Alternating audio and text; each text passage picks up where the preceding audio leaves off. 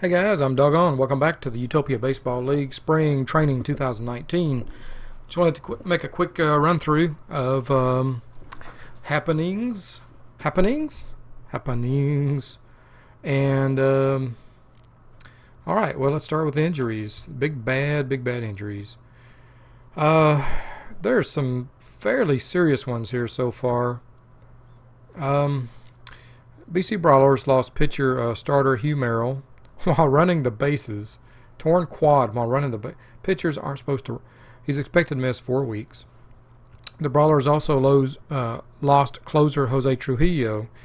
Um, Ruptured tendon in his finger, 4 months. That's big. That's huge. Trujillo is good. Nashville got a double hammer here.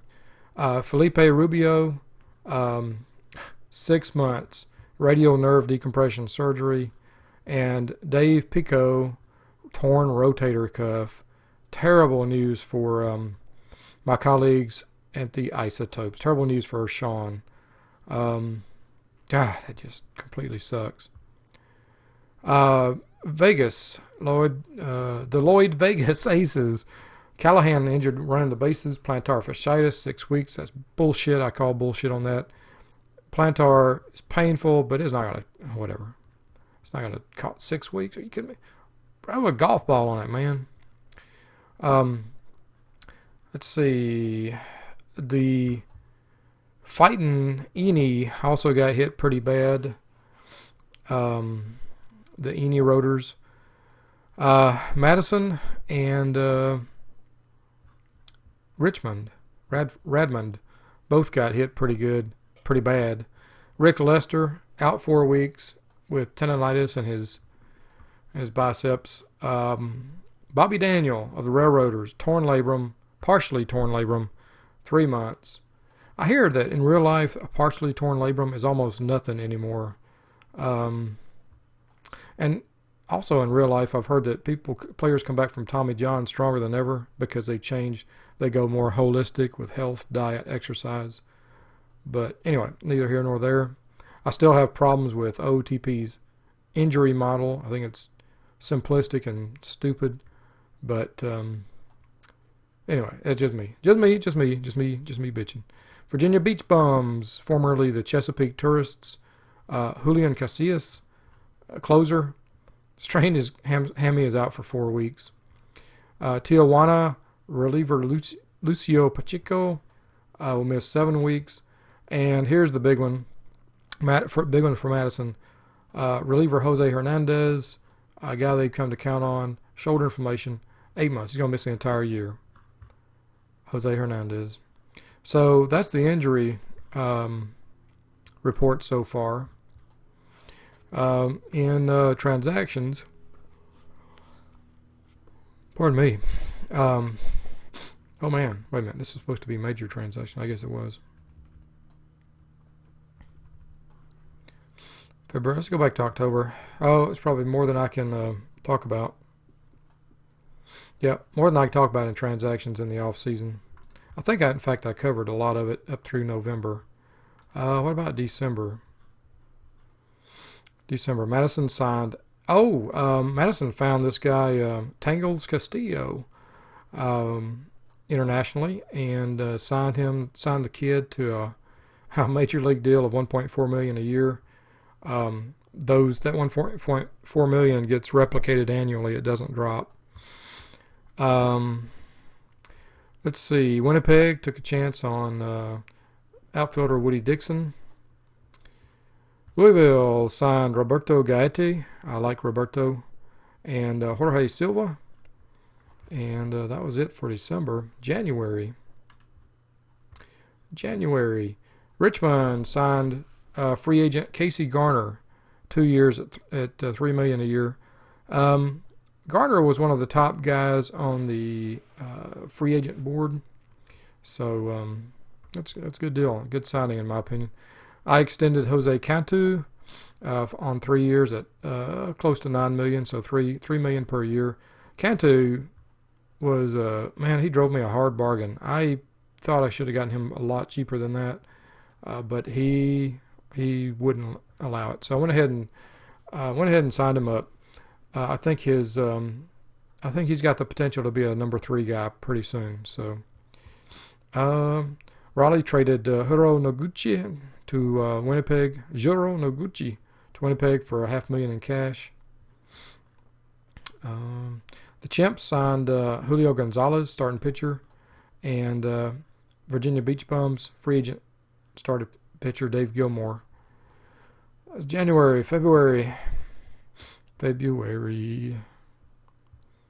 Let's see. Big trade. The Madison Fighting Farms traded for Stan Perry and sent a bunch of stuff over to Virginia Beach, including a 3rd-round pick and a couple of prospects. And I think that's pretty much it for February. March. Yeah, just a really quiet offseason. Somebody commented on the boards it's the quietest offseason we've ever had. I think in large part that's because we're all kind of getting a little bit smarter, a little bit more savvy financially, fiscally, and in terms of performance and ratings.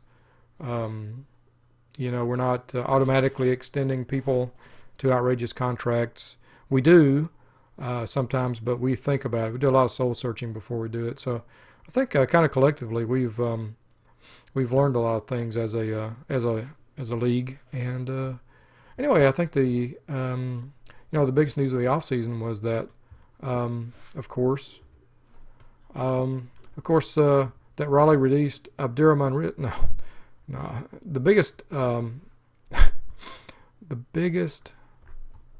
news of the offseason was the signing of Al Walker up in Raleigh. That was ginormous. So, I talked about that earlier, and very interested to see what happens with Raleigh this year. They're still picked to finish in the cellar, but, and it's a big but, they might preseason have not yet been weird. I wonder why they're up on the website but not here. The first time you visit the screen. Okay, well, let's come back. Okay, I visited the screen. Now let's go back to preseason prediction. I'm here. First time you visit during spring training, right? All right, scores and schedules. Just a quick look at Parrot Head games so far. Got one very alarming game up here, 12-1 loss to the Chimps. I'm afraid we're going to get shocked by the monkey this year. So Charleston, in fact, the preseason predictions project Charleston to have a fine year. Let me pause and go find that right quick. All right, here we are. Preseason predictions.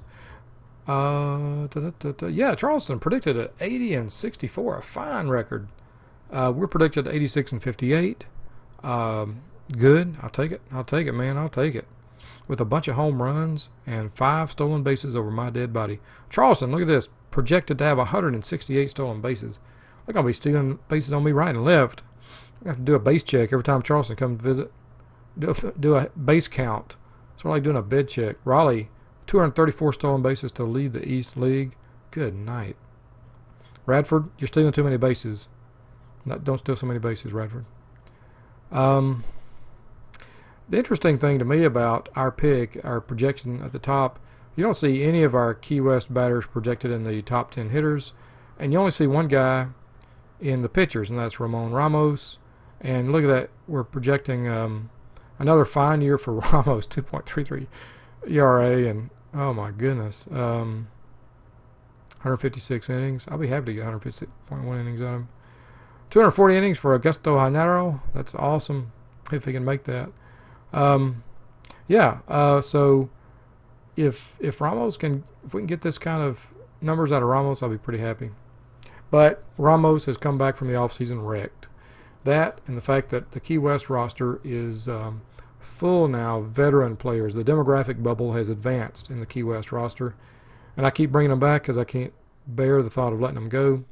But I'll soon have to revisit that thinking. We're actually solid 2019 and 2020.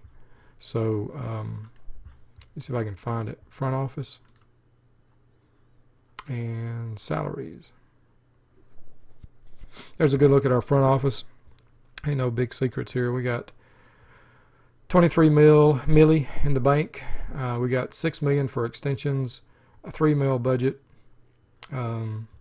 Bradford might be upset at me for disclosing stuff, but this will change as the season goes by. So anyway, if you can get a competitive advantage from that, more power to you. So yeah, our roster, this is what I want to say. Our roster is pretty much fixed through this year and the next year. Now, some of these contracts have buyouts next year, and some of them look like they're headed to arbitration after next year. So this one by Frank Guerrero is, man, I wish I could get out there into the future and buy it out. Manuel Cruz, I tried so hard to extend him to 5 years, but he wasn't having anything to do with that stuff. So I had to just stick at 2 years, and we'll just have to take our chances and see what happens later.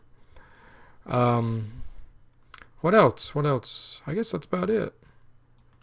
I'm really pleased. Although our roster's tapping 101 million next year, up 10 million from this year.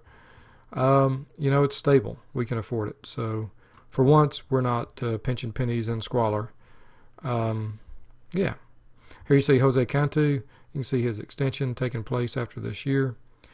Yeah, I really enjoy the I enjoy the money game part of this series. So, yep, that's about all I got. See, our new logo is the best looking parrot head logo I could find out there for free. So, hoping Orlando will come through with another one, or at least make up some lettering or something for this. I don't know. I'm kind of partial to the blue and green coloring. Coral Sea, blue waters, and that kind of thing, coloring of Key West. Sort of island colors, but that's okay. That's all right. Let's see. Yeah, Virginia Beach has a new owner. J.D. Lyquo took over from the AI who took over from Fig Nuts, the former Chesapeake Barons, and later the Chesapeake Tourists. Over in the West League, we got a couple of changes, and I don't know standings. Over in the West. Ooh, look at Charleston having a great spring training. Everybody in that Southeast having a good spring training. Of course, it doesn't mean nothing, but it usually doesn't mean anything, but it can. Winnipeg having a great spring training. Good. Tijuana, oh my word. Tijuana. Getting ripped in spring training. See, this is what you don't want to see in spring training. We talk about how it doesn't mean nothing, but when you're 4-12, that doesn't mean anything good. It may not mean anything bad, but it sure doesn't mean anything good. Yeah, I'm okay with about a 500 record. We've had really bad spring trainings before and have been fine in the division, but yeah, we'll see. Over in the West, BC has a new owner, and Tijuana has a new owner. I don't know who is who, but one of them is Wooly, and Wooly's brother. I don't know. I'm sorry. So yeah, looking forward to having those guys on board. And this is fascinating. Lancaster, expected Lancaster to tank it. NML bailed out of Portland, so that's currently AI controlled. And Oklahoma projected to have a great season next year. Let's go back to predictions. Oklahoma Wheat Kings projected to win 96 games, 96-48, with Fitz, the Count, Neil Todd, and Monteith right on the leaderboards in the hitting. Waco, Scoops, and the other Davila on the leaderboards for pitching. This could be interesting over here. A Winnipeg, Oklahoma West League Championship. Too early to tell. I like Portland at 78-66. BC falling to 73 and 71, and Lancaster tanking it to 49 and 95. Golly. The Storm at 50 and 94. Vegas 52 and 92. I have a hard time believing that one. 52 and 92 for the Aces.